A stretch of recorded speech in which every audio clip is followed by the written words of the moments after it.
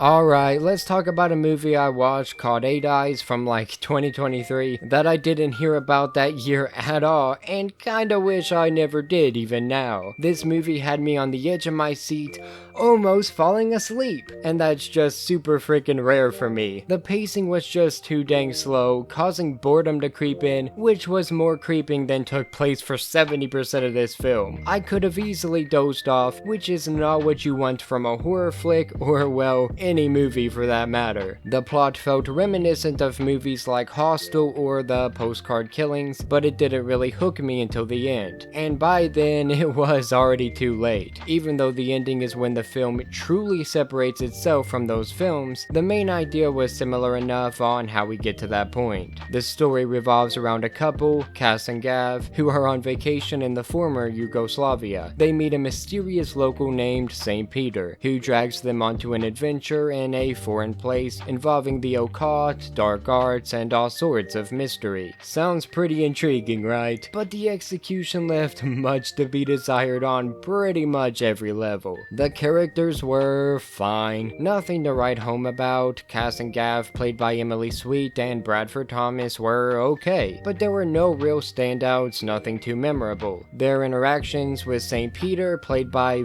Bruno Vayanovsky, bro, I can't say that. Anyway, I probably butchered that. Yeah, that's my bad. They had potential, but the script didn't give them too much to work with. The acting was competent, but again, nothing exceptional. It kind of felt like all the actors were held back by the material they were given, especially in regards to Emily Sweet. Speaking of held back, let's talk about the pacing. It was an issue not even gonna front. The movie starts off slow and stays that way for most of its runtime. The tension builds, but at such a glacial pace that it risks losing my interest. Risks wasn't the right word. It really did lose my interest for like 90% of the movie. By the time the plot finally hooks me, it's already too late. This slow build can work in some horror films, but here it felt like a drag. Shikamaru wouldn't have lasted more than a few minutes if he was the one watching. The scares were not very good, but the tension was okay.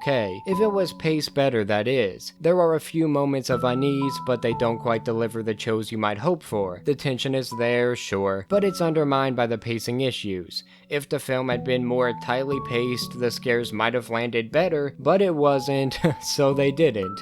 When it works, it is a little effective though. There are scenes where you can feel the unease and paranoia finally creeping in. However, these moments are too dang sporadic to maintain a consistent atmosphere. Plus, they are kinda in your face, and not set up in a way that felt very natural. Maybe it's for someone, due to there being some clever references and callbacks within the film itself, but it's just not enough to elevate it for me. You can leave breadcrumbs without throwing out full loaves once every 100 steps. Doing it this way just felt forced, especially whenever every loaf doesn't feel like it was truly marking the path along the way. The directing by Austin Jennings wasn't bad. He managed to create a visually interesting film with some genuinely creepy moments. However, the overall execution, just like everything else, leaves something to be desired. The practical effects were a highlight, adding a gritty, realistic feel to the film. These effects were well done and helped to ground the more surreal elements of the story. I have no complaints there. Props to whoever was responsible. On the other hand though, some of the other effects came off as a bit silly. There are moments where the film's ambition exceeds its budget, resulting in effects that can take you out of the experience. It's a mixed bag with some impressive practical work overshadowed by less convincing visual effects. Not saying all the visual effects were bad either though, I just want to make that clear, but they occur so often that if you don't like one, then you'll probably have to put up with it enough to feel annoying. They aren't terrible, just not great, so take the budget into consideration. CGI is always hit and miss anyway, so I am really thankful they used more practical effects whenever they could to balance out the really bad CGI that pops up every once in a while. The ending was actually pretty good for the most most part. I am really surprised I am saying that. I do believe they set it up rather well before getting to that point, but they focus too much on callbacks to things like a finger tracing the top of a cup instead of things that would actually make the payoff feel more earned. We didn't need to see the same exact hand movement on screen every single time a character held a cup. If we utilized a few more of those moments to establish some more hints and better foreshadowing, I'd have been a lot more sympathetic towards the snail's pace to get us to that point. Instead though, it just feels like a lot of it was just walking on treaded ground, afraid to give too much away and then forcing random scenes in a way that didn't feel natural just so they can say, "Hey, look, we set that up, didn't we?" When in reality, the poor execution of said scenes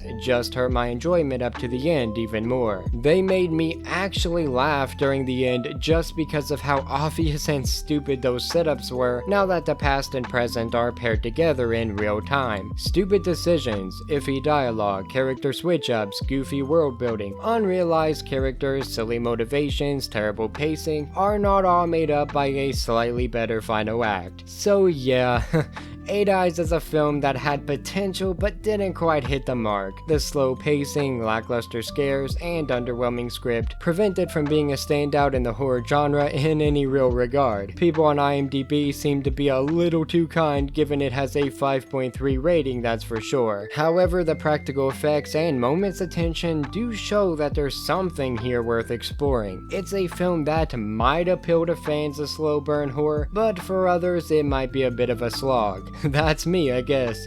I am apparently others. If you're patient and appreciate practical effects and a creepy atmosphere, you might maybe possibly find something to enjoy, but if you're looking for a consistently engaging and scary horror film, this one might leave you wanting more. No, almost undoubtedly will leave you wanting more. If you watch it though, for whatever reason, let me know your thoughts in the comments below, cause I can't quite figure out why it has an above average rating. If you have an idea of what you want me to watch and review next, then let me know that as well. But for more news, reviews, and whatever we choose, stay tuned to Nerdsfeed. Have a great day. Thank you.